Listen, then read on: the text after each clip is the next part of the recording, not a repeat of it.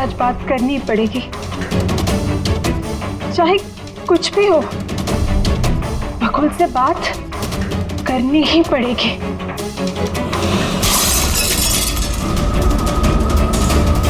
घर में तो कोई नहीं है, ये आवाज कैसे?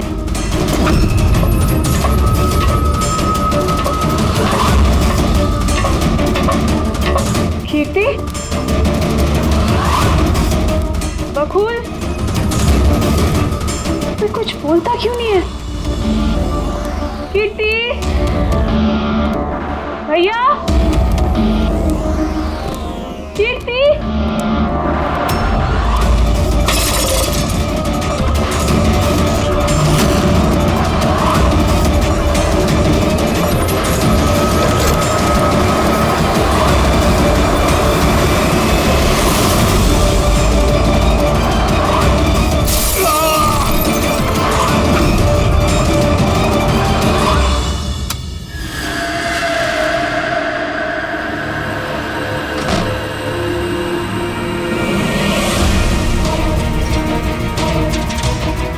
भैया का सूटकेस। भैया बैंगलोर नहीं गए क्या?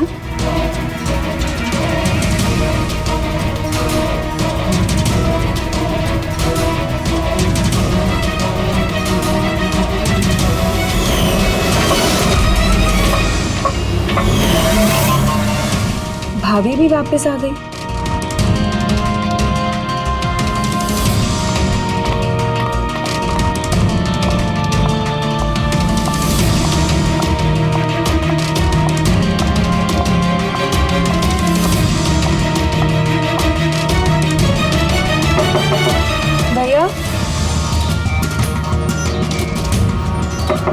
बकुल भैया, भैया बैंगलोर नहीं गए क्या? भाभी,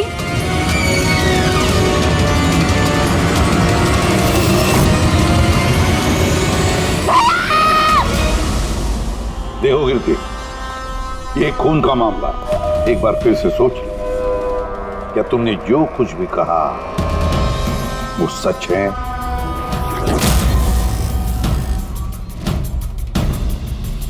सर, हमें नहीं लगता है कि ये बात सच है। आपके लगने या ना लगने से कोई फर्क नहीं पड़ता। जब आपसे कुछ पूछा जाएगा तभी बोलना। हो सकता है ये सच बोल रही हो, क्या पता। मैं पागल नहीं हूँ, मैं होश में हूँ। मैं कह रही हूँ ना आपको कि आशिका भाभी ने खुद ही बोला है कि उन्होंने बकुल भैया का खून किया है। भाभी! भाभी! भैया! आशिका भाभी! भाभी! भाभी! भाभी! भाभी! भाभी! थैंक गॉड भाभी! भाभी! भाभी! ये सब हुआ कैसे? किसने किया ये सब भाभी? मार गया बकुल। किसका खत्म? हाँ, मार दिया। मार दिया। सिर्फ मार दिया ये कहने से साबित नहीं हो जाता कि उसी ने बकुल को मारा है। ये भी हो सकता है कि वो कुछ और बोलना चाहती है। हाँ?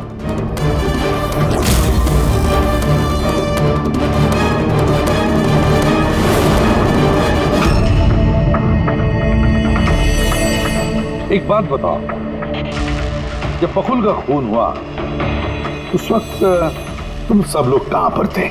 कहां थे तुम लोग? मैं और नितिन तो एक दोस्त की शादी में खंडाला गए थे। कीर्ति का कॉल आया और हम भागे चले आए। मेरी बिजनेस मीटिंग थी होटल क्रिट्स में, वहाँ एक क्लाइंट के साथ डिनर था। जैसे ही नितिन का फोन आया तो मैं यहाँ पर चला आया। और आप कीर्ति, आप कहाँ थी? मैं बाहर गई हुई थी। कीर्ति बाहर गई थी, चाचा जी क्लाइंट के साथ मीटिंग में थे और आप दोनों खंडाला गए थे। उस वक्त बकुल और आशिका घर में अकेली थी, है ना? बकुल भैया भी बैंगलोर जाने वाले थे। उनकी 11 बजे की फ्लाइट थी और आशिका भाभी तो पार्टी में गई थी। आप सब घर में नहीं थे तो फिर बैंगलोर जाने वाला बकुल वापस क्यों आया घर पे? और ये आशिका, वो पार्टी से वापस क्यों आई? तो वो आप जाकर आशिका भाभी से पूछिए ना कि वो इतनी जल्दी वापस क्यों आ गई। वो तो घर पे ये बोलकर गई थी ना कि वो सुबह वापस आएंगी। वो तो हम पूछेंगे उससे। फिलहाल आप बताइए, आप कहाँ गई थी बाहर? मेरी मदर बांद्रा रहती है, उनको अचानक फूड पॉइजनिंग हुआ था, मैं उनके पास ही गई थी और फिर वहीं से मैं आई। वाह, हर एक के पास एक्सप्लेनेशन है कि बकुल के खून के वक्त मैं यहाँ था, मैं वहां थी, मैं वहां गया था। सबके पास एक्सप्लेनेशन है, लेकिन आप सब लोग एक बात अच्छी तरह से याद रखना, हम सीआईडी वालों से सच ज्यादा देर तक छुपता नहीं, सामने आकर ही रहता है।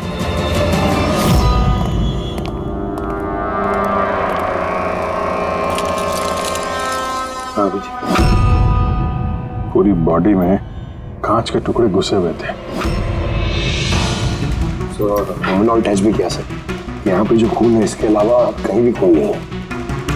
एक काम करो, घर की अच्छी तरह से तलाशी लो, देखो कोई ना कोई सबूत जरूर मिलेगा, है ना?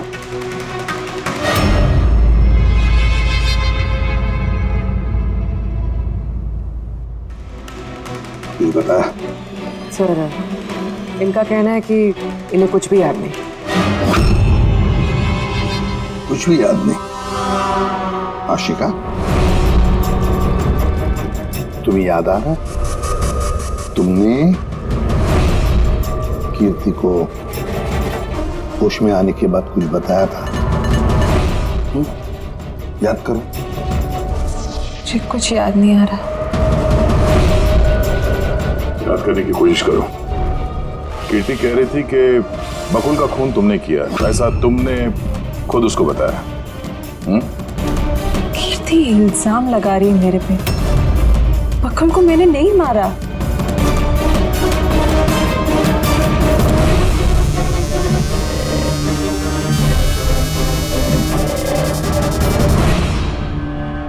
सर, कहीं ये याददाश्त जाने की एक्टिंग तो नहीं कर रही है? हो सकता है, क्योंकि बकुल यहाँ कमरे में खून से लथपथ पड़ा है और इसके सर पे थोड़ा सा निशान है, बस। बेहोश हुई कैसे?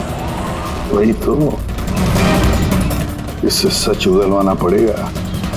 कैसे उगलवाएंगे सर?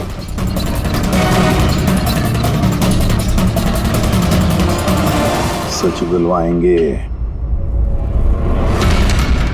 नार्को टेस्ट से।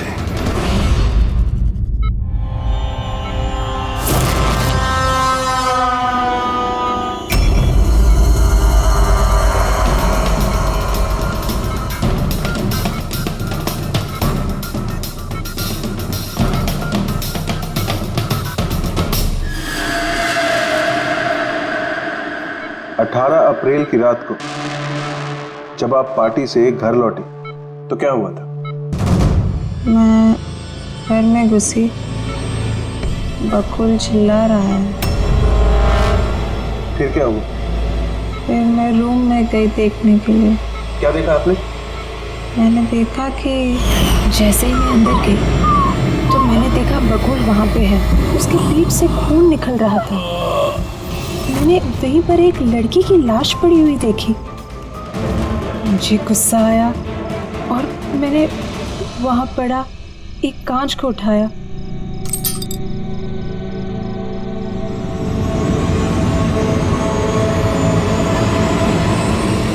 और बकुल को मार दिया। तभी मुझे मेरी गर्दन पे प्रेशर महसूस हुआ। मैं बेहोश होने लगी। बेहोश होने से पहले मैंने दरवाजे पे एक फिगर को देखा जिसने ऑरेंज फ्लोरेसेंट जैकेट पहन रखी थी। आदमी था या औरत थी? आदमी। ओके, फिर क्या किया उसने? वो मेरे पास आ रहा है, शायद मुझे मारना चाहता है। अच्छा आशिका, तुमने वहाँ किसी औरत की लाश को देखा था? हाँ, देखा था। औरत की लाश? वहां पर तो हमें किसी औरत की लाश नहीं मिली। हम तो बकुल के मर्डर की जांच कर रहे हैं। अब ये नया केस कहां से आ गया? कौन सी औरत की लाश है? कौन थी वो औरत? मुझे याद नहीं, सब धुंधला दिख रहा है। कि कहीं ये हमें गुमराह तो नहीं कर रही? समझ में नहीं आ रहा है ये किस औरत की बात कर रही है, किस औरत की लाश की बात। आशिका, तुमने बकुल को क्यों मारा? क्यों मारा बकुल को? ठीक ही हुआ कि वो मर गया। वैसे ही जिंदा रहता तो मैं सड़कों पे धक्के खाती। क्यों? सड़कों पे धक्के क्यों खाते? बदचलन साबित करना चाहता था, तलाक चाहता था मेरे से।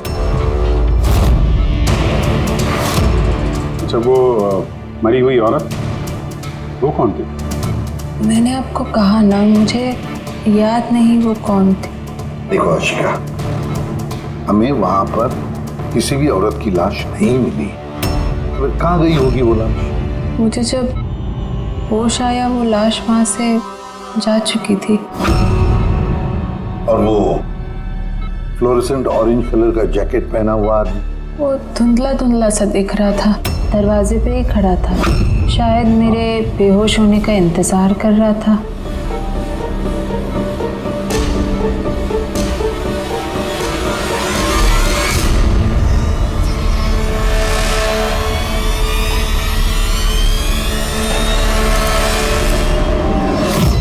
अभी तो आशिका वही बोल रही है जो उसे अच्छा लगता है, मगर टेस्ट में उसने सब कुछ सच सच बोला है।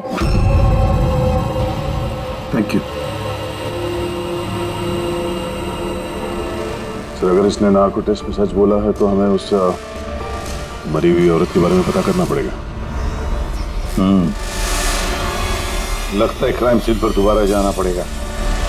अच्छी तरह से फिर से चेक करते हैं, कोई ना कोई सबूत तो मिलेगा ही मिलेगा। सर, ये मशीन कोई स्पेशल मशीन है?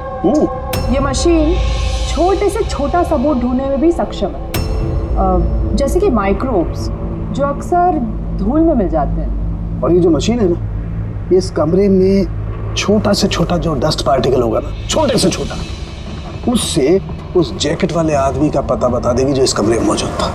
बहुत बढ़िया।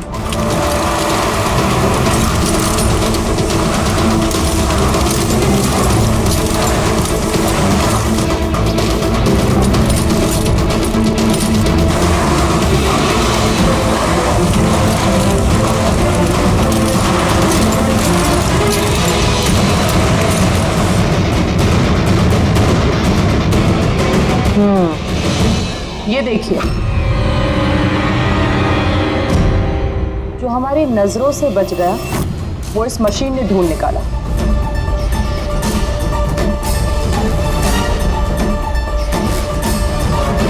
ये तो कोई नाखून लगता है। वो भी नेल पेंट लगा हुआ, डेफिनेटली कोई औरत का है। मगर सर, यहाँ कैसे? शायद भागा दौड़ी हाथापाई में किसी चीज से ठोकर लगी होगी और नाखून यहाँ पे रह गया। घर वालों का पता करो, इनमें से तो किसी का नहीं।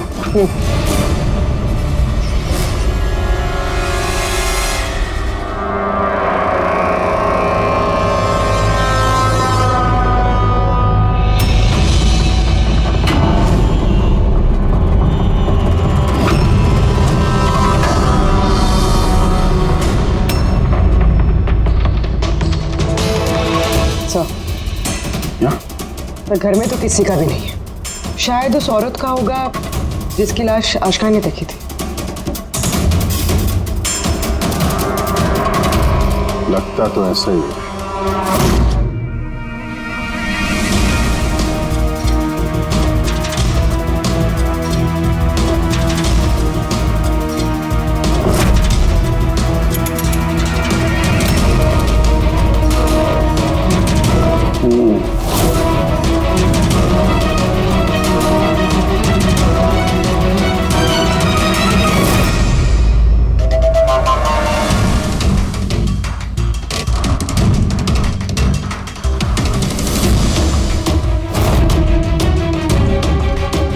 में आता है तेरे का। राइट।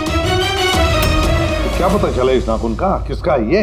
सर ये नाखून का डीएनए किसी भी फैमिली मेंबर से मैच नहीं हुआ। लेकिन एक बात पता चली बस, ये नाखून जिस किसी का भी है वो एक औरत है और उसकी उम्र 20 से 25 साल। 20 से 25 साल की औरत। और ये बात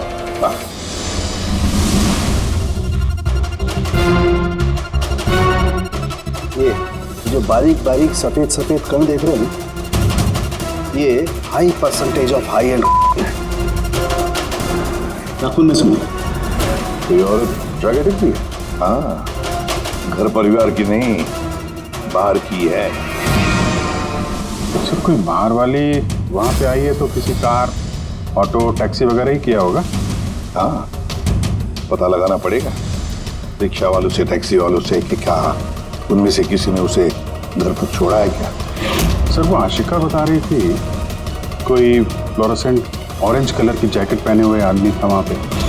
बेहोश होने से पहले मैंने दरवाजे पे एक फिगर को देखा जिसने ऑरेंज फ्लोरेसेंट जैकेट पहन रखी थी। वो कौन है, कहाँ से आया, कहाँ गायब हो गया, उसके बारे में भी पता लगाना पड़ेगा। और सर जितने ड्रग पेडलर्स हैं उनसे भी पता करना पड़ेगा कि कितनी औरतें ये हाई एंड लेती हैं। अभिजीत एक काम करो, रिक्शा वालों से, टैक्सी वालों से पता लगाओ क्या किसी ने इस औरत को घर पर छोड़ा था क्या, और मिसिंग पर्सन रिपोर्ट भी चेक करो। और दया जाओ, शहर में जितने भी ड्रग पेडलर्स हैं ना, सबसे जाकर पूछताछ करो, देखो क्या वो किसी ऐसी औरत को जानते हैं जो हाई क्वालिटी इस्तेमाल करती है। और हम जाकर उन घर वालों से मिलते हैं, देखते हैं क्या कर रहे थे, कहाँ गए थे इस हादसे के वक्त।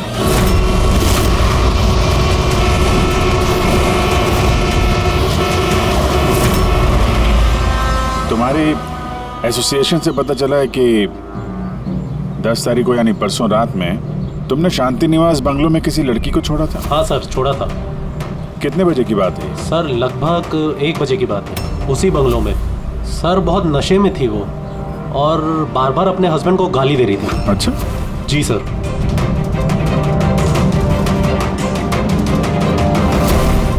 ये लड़की थी वो? हाँ सर, यही थी वो। वहाँ बंगलो के आसपास कुछ गड़बड़ लगी क्या? नहीं सर, गड़बड़ तो कुछ नहीं लगी, सब कुछ नॉर्मली था। और एक कार खड़ी थी, एक बाइक और सर एक गार्बेज वैन भी था। Garbage van? जी सर।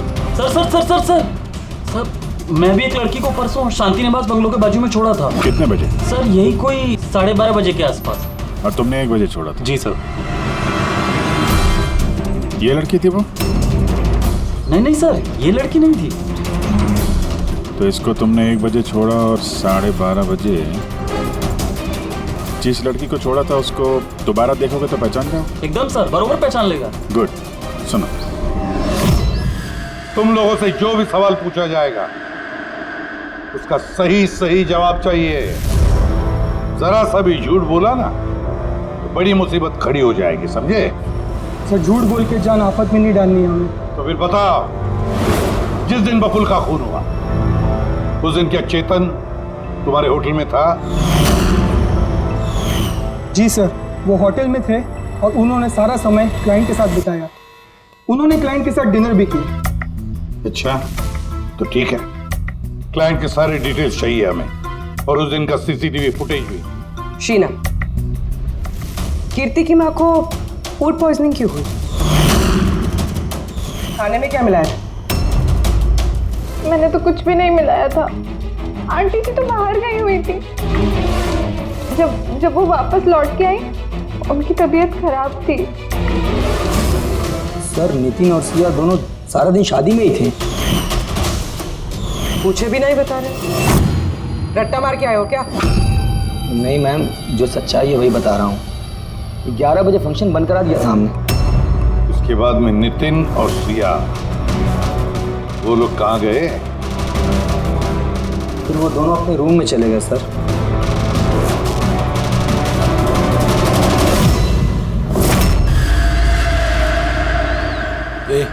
ये माल किधर मिलेगा?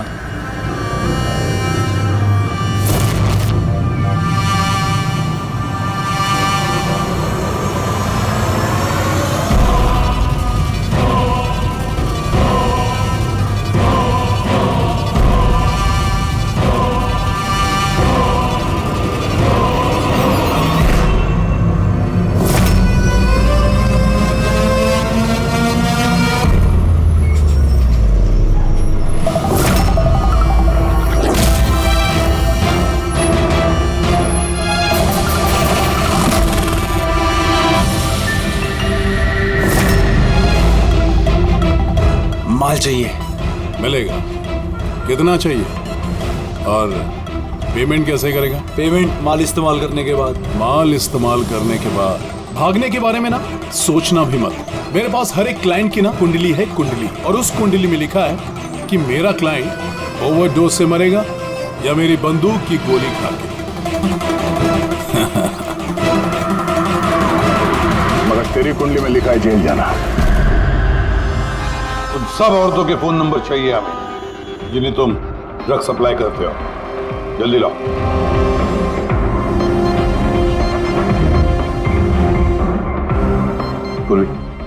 देखो जरा कॉल करके देखो इन सारे नंबर्स पर। देखो कोई गायब तो नहीं है।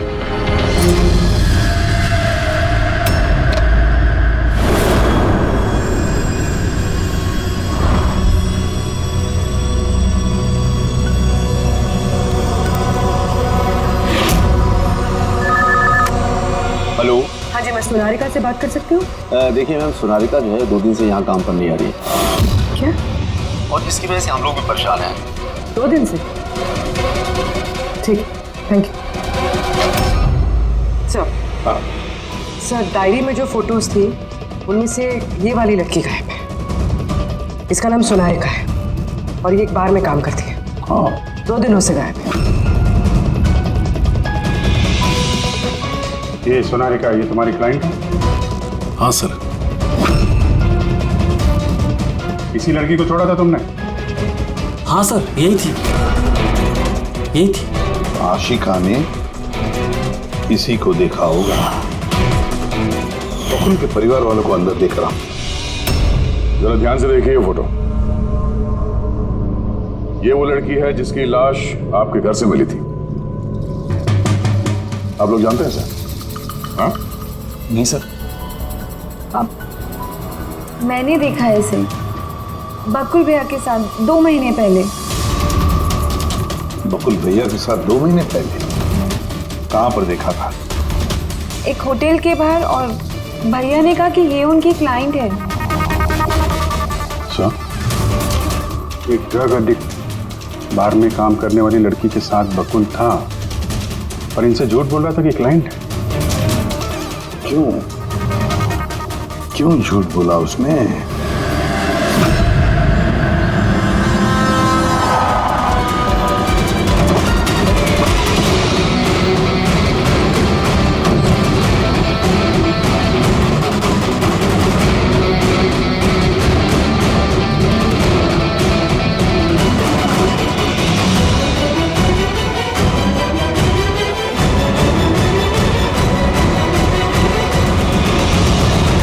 ये सोनारिका यहीं पे काम करती थी ना? जी हाँ, यहीं काम करती है। आप लोग कौन? सीआईडी। सोनारिका का खून है। क्या? इसीलिए वो 2 रात से यहाँ काम पर नहीं आ रही है। हाँ, मगर हमें उसकी लाश नहीं मिली है। और इसके साथ साथ ये बकुल नाम का आदमी है, इसका भी खून हुआ। हम ये जानना चाहते हैं कि सोनारिका का इस बकुल के साथ क्या संबंध था?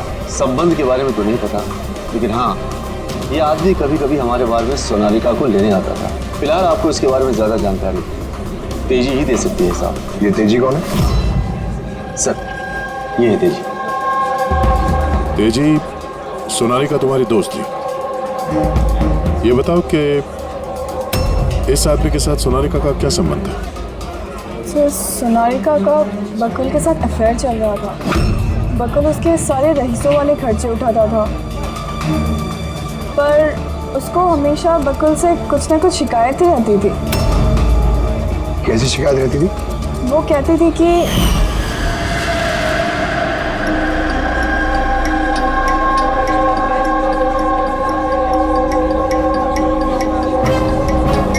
सोनारिका, क्या हुआ?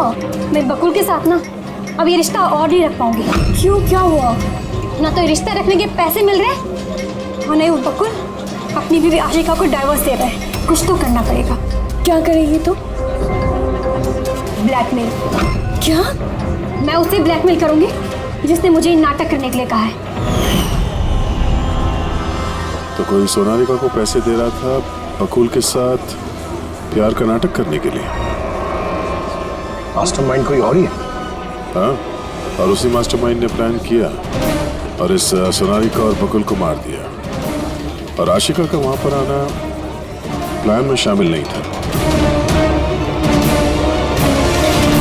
समझ में नहीं आ रहा है कि ये बकुल अपनी फ्लाइट छोड़कर घर वापस क्यों आया। और सर, अगर खूनी को बकुल की गर्लफ्रेंड को मारना ही था तो कहीं और भी मार सकता था। वहां घर पे क्यों क्यों किया? तो शायद खूनी को पहले से पता था कि बकुल के घर में कोई नहीं, इसीलिए उसने धोखे से सोनारिका को वहां पे बुलाया और उसी समय बकुल और आशिका वहां पे पहुंच गए होंगे। ये हो सकता है। तो सर, लाश को घर से बाहर कहाँ लेके गए होंगे और कैसे? क्योंकि बकुल के घर की सारी गाड़ियां तो पहले से बाहर थी। खूनी अगर चाहता है तो क्या लाश के टुकड़े करके उस सूटकेस में भी ले जा सकता है, या फिर लाश के टुकड़े करके वो प्लास्टिक के थैलियों में भी डाल सकता है। कचरे की थैलियां है प्लास्टिक की। हाँ सर। एक कार खड़ी थी, एक बाइक, सर एक गार्बेज वैन भी था। क्या? रात के 1 बजे? रात के 1 बजे बंगले के बाहर एक कचरे की गाड़ी खड़ी थी। इसका मतलब है सर ये पूर्ण प्लान था। तो खूनी गार्बेज वैन लेके आया था लाश को ठिकाने लगाने के लिए। और सर, ये फ्लोरेसेंट ऑरेंज कपड़े गार्बेज वैन वाले उसको पहनते हैं। सर, चेतन जिस कंपनी के बिजनेस डिनर पे गया था, ऐसी कोई कंपनी रजिस्टर्ड ही नहीं। मेरी बिजनेस मीटिंग थी होटल किड्स में। और कीर्ति की माँ ने बाहर कुछ भी नहीं कहा। मेरी मदर बांद्रा रहती है, उनको अचानक फूड पॉइजनिंग हुआ था, मैं उनके पास ही गई थी। फिर भी उसे फूड पॉइजनिंग हो गई। ठीक है, ये भी पता लगाना चाहिए कि जिस रात बकुल और सोनारिका का खून हुआ, उस रात खंडाला से कोई टैक्सी या प्राइवेट गाड़ी आई थी क्या बंगले पर?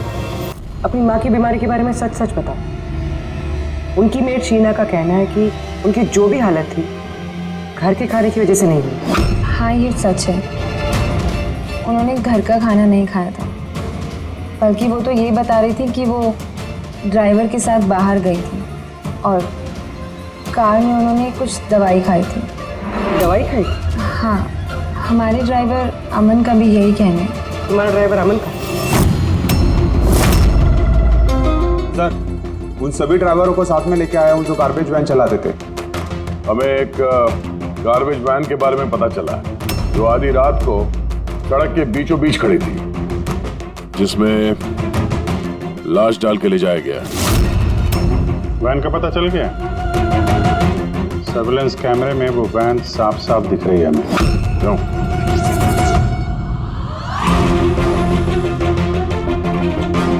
तुम हो ना उस वैन के ड्राइवर? नहीं सर, मुझे कुछ नहीं पता। मेरा भाई लेकर गया था सर उस वैन को। अब वो उसे कहाँ लेकर गया था और क्यों लेकर गया था, मुझे कुछ नहीं बताया सर उसने। कौन लगा उसको? जी सर।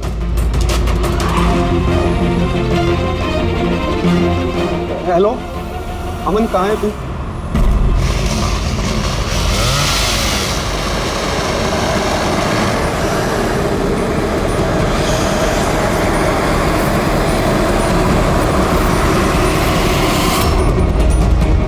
क्या भाई, कैसा है?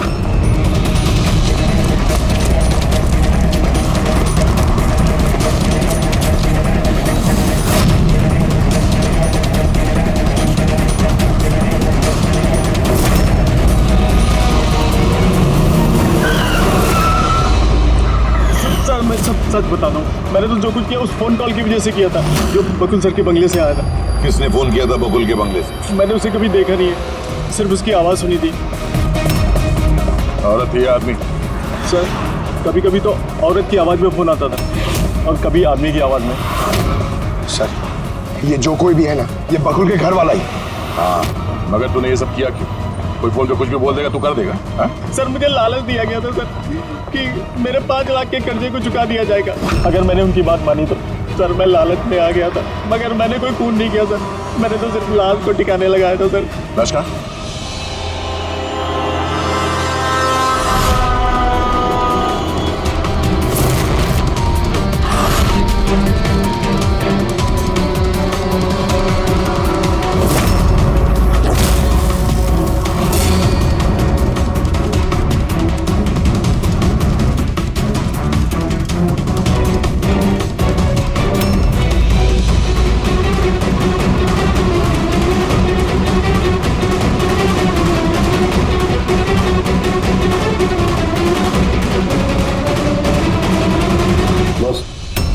इस लड़की का गला घोटा गया है, शायद इसी से इसकी मौत हुई है। तो इसीलिए सोनारिका की खून का कोई भी निशान नहीं था क्राइम सीन पर। और उसके पैर के अंगूठे का नाखून भी उखड़ा हुआ है।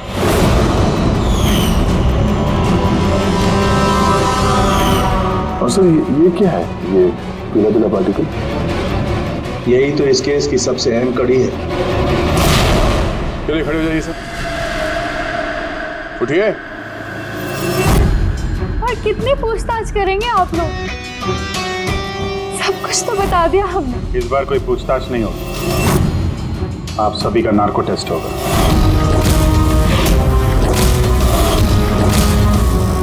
नार्को टेस्ट क्यों पर? क्योंकि आप में से कोई है जो सच नहीं बोल रहा। आपके पास कोर्ट की परमिशन है इस नार्को टेस्ट के लिए? जी हाँ, परमिशन के बिना हम कुछ नहीं करते।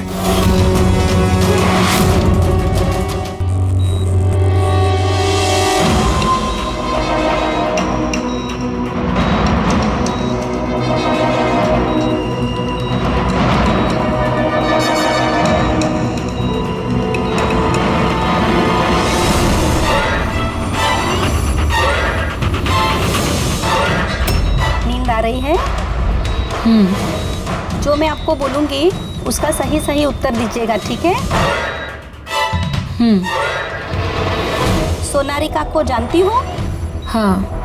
बकुल का अफेयर था सोनारिका के साथ, ये भी जानती है? हाँ, मुझे दोनों पे शक था। क्या आशिका ने सोनारिका का खून किया है? आशिका जानते नहीं थे सोनारिका को, तो खून कैसे करेगी?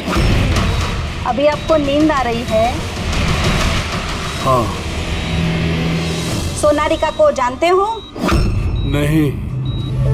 बकुल का अफेयर था सोनारिका से, ये जानते होंगे आप? नहीं। क्या आशिका ने सोनारिका का खून किया है?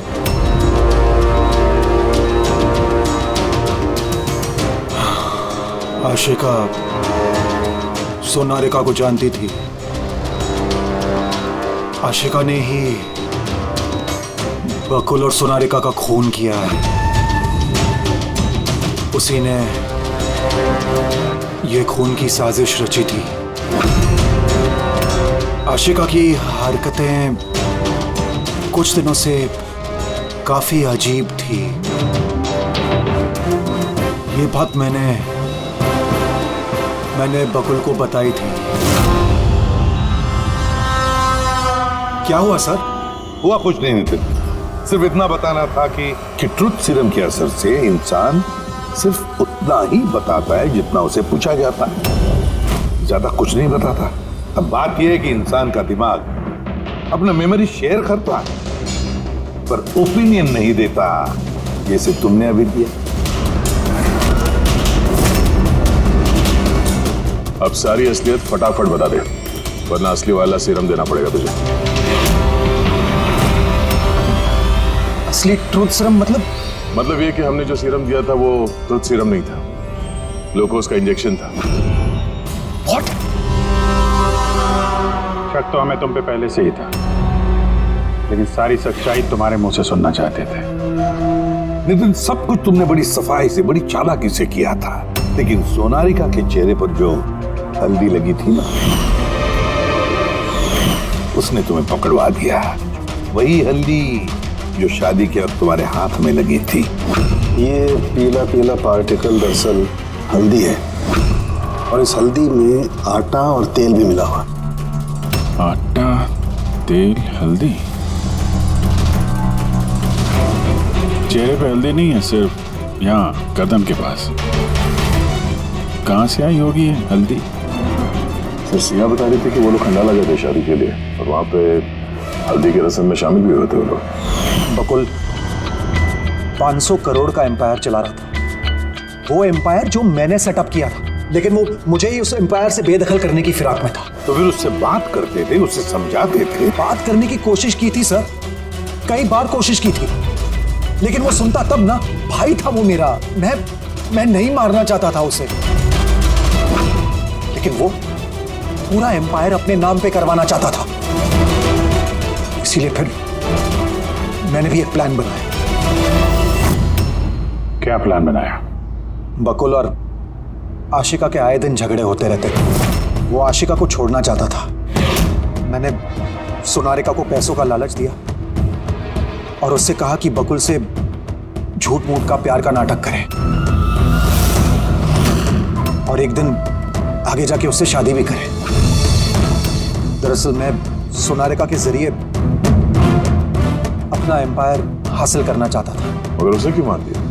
वो तो तुम्हारा साथ दे रही थी। शुरू में सर, लेकिन बाद में उसने मुझे ब्लैकमेल करना शुरू कर दिया। और इसलिए तुमने सोनारिका को धोखे से घर बुला लिया? हाँ सर।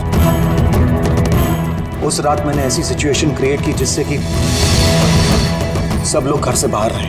मैं भी सिया के साथ खंडाला चला गया और जैसे ही सिया ने दवाई ली और सो गई, मैं फौरन टैक्सी पकड़कर यहाँ आ गया और अमन को बुला लिया। सोनारिका के घर पहुंचते ही, देखो सोनारिका, मेरी बात समझने की कोशिश करो।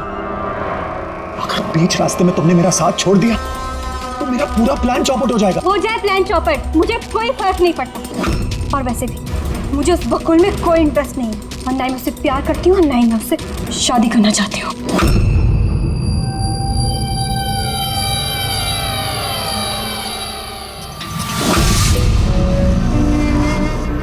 देखो, अगर तुमने मेरा साथ नहीं दिया तो बहुत पछताओगी, बता रहा हूं मैं। धमकी दे रहे हो तुम मुझे? धमकी दे रहे हो तुम मुझे?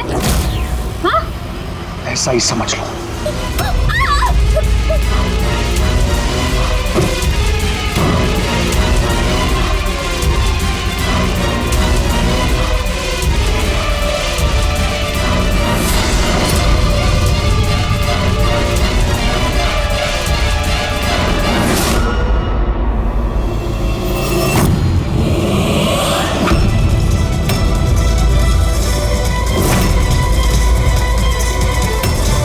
भैया, बकुल, ये क्या किया आपने? ये सोनारिका मुझे फंसाना चाहती थी। मैं पुलिस को बुलाऊंगा। बकुल, बकुल, बकुल।